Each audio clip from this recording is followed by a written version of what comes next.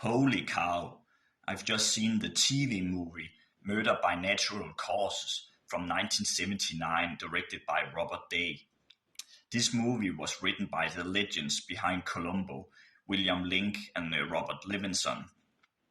I have read a bit about this TV movie beforehand, and what I have read was that this was considered one of the best TV movies of all time.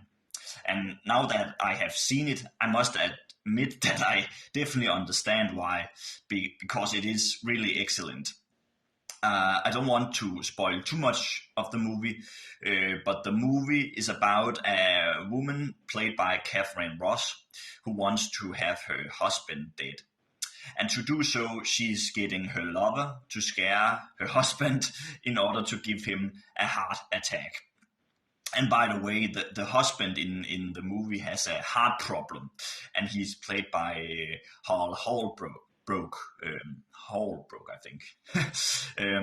The rest of the movie I don't want to spoil, but let me just say that there are lots of twists and turns during the movie, and they are very well thought of.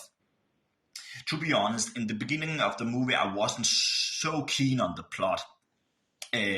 It reminded me of something I have seen before, like in Hitchcock style Aim for Murder and Clouseau's Le Diabolique.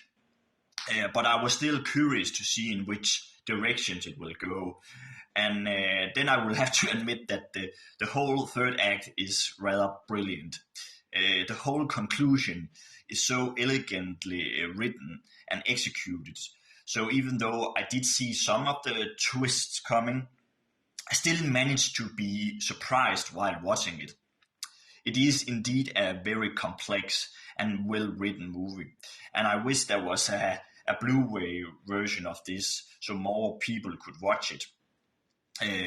Holbrook is especially excellent in this movie as the successful mentalist.